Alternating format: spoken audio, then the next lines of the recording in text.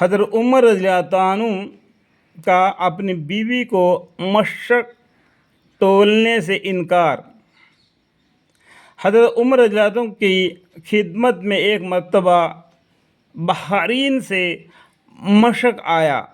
مشک کا معنی آگے پڑھنے سے معلوم ہوگا کہ مرغوب میں نہیں آ رہا ہے۔ ارشاد فرمائی کوئی اس کو تول کر مسلمانوں میں تقسیم کر دیتا۔ آپ رضی اللہ عنہ نے حضرت عمر رضی اللہ عنہ نے حضرت عاتق، یعنی کہ ان کی بیوی کا نام کیا ہے؟ عاتق، اہلیہ حضرت عاتق رضی اللہ عنہ سے عرض کیا ہے تول دو، میں تول دوں گی۔ تو انہوں نے کیا کیا؟ تول دے گی۔ یہ بحرین کی طرف سے کوئی مشک آ گیا ہے، کوئی کھانے چیزے کی چیز ہو، یا جو مشک کا مطلب یہ ہے کہ خوشبو آنے کی چیز ہو کیوں نہ ہو، یہ آپس میں تقسیم کرنے سے پہلے اس کو تولنے کا ارادہ کیا۔ تو آپ حضرت عمر رضی اللہ عنہ کو بیوی اہلیہ عاتق رضی اللہ عنہ نے کہہ دیا کہ میں تول دوں گی۔ آپ حضرت عمر رضی اللہ عنہ نے سن کر سکوت فرمائی، سن کر اس بات کو تھوڑی دیر کے لیے خاموش رہے، سکوت فرمائے۔ تھوڑی دیر میں پھر یہی ارشاد فرمائی کوئی اس کو تول دیتا تاکہ میں تقسیم کر دیتا۔ آپ رضی اللہ عنہ کی اہلیہ نے پھر یہی عرض کیا، آپ نے سکوت فرمایا۔ تیسری دفعہ میں ارشاد فرمایا کہ مجھے پسند نہیں کہ تو اس کو اپنے ہاتھ سے ترازو کے پلٹے میں رکھے اور پھر ان ہاتھوں کو اپنے بدن پر پھیرے اور اتنے مقدر کی زیادتی مجھے حاصل ہو۔ اللہم اغفر لی۔ ابھی سمجھ میں آ گیا کہ وہ چیزیں جب تولیں گے تو ہاتھوں کو لگ جائے گی، ہاتھوں کو لگی ہوئی چیز اپنے کپڑوں کو پوچھ دے گی، تو لوگوں کو جو بانٹ دیا، جو تمہارے کپڑوں میں لگا ہوا چیز ہمارے حق میں زیادہ آ گیا۔ اللہم اغفر لی۔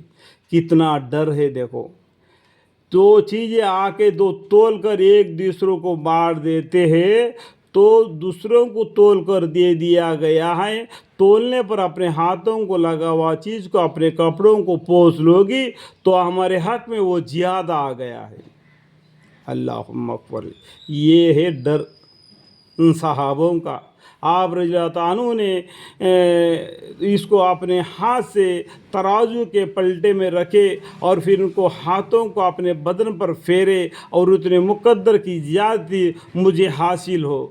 یہ کمال احتیاط تھی اور اپنے آپ کو محل تحمس سے بچنا، زیادہ لینے سے۔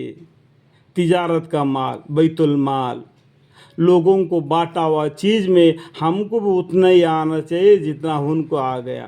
اپنے ہاتھوں کو لگی ہوئی چیز ہمارے حق میں آ گیا تو وہ زیادہ آ گیا، کل اس کا جواب دینا پڑے گا۔ اللہم اغفر۔ ورنہ جو بھی تولے گا اس کے ہاتھ کو تو لگ ہی گا۔ اس لیے اس کو جوز میں کوئی ترادو نہ تھا، لیکن پھر بھی حضرت عمر رضی اللہ عنہ اپنے بیوی کے لیے اس کو گوارا نہ فرمایا۔ حضرت عمر بن عبدالعزیز رحمۃ اللہ علیہ، جن کو عمر ثانی بھی کہا جاتا ہے، ان کے زمانے میں ایک مرتبہ مشک تولا جا رہا تھا تو انہوں نے اپنی ناک بند فرما لی۔ مشک مطلب کیا ہے؟ یہ جو سینٹ یا عطر ہے نا، وہ بولتے، اس کی وجہ سے یہ ناک بند کر لی اور ارشاد فرمائے کہ مشک کی نفع تو خوشبو ہی سنگنا ہے۔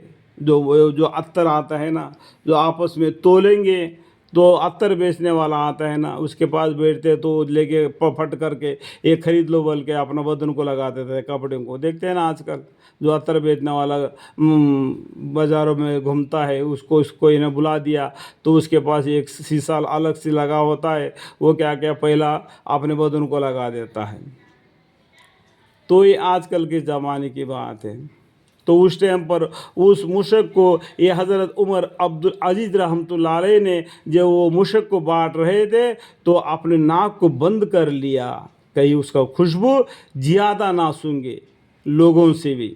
اللہم اپنی ناک کو بند فرما لی اور ارشاد فرمائے کہ مشک کی نفع تو خوشبو ہی سونگنا ہے۔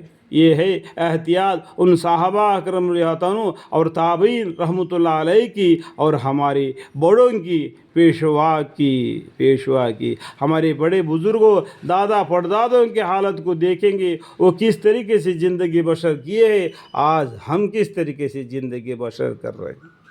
آج تو کوئی عزت کی نام ہی نہیں، کوئی نفع کی چیز کی کوئی یہ ہی نہیں، جو چاہے من مانی کرے، بس یہ کہے کہ ہمیں امت محمدیہ ہے فخر سے۔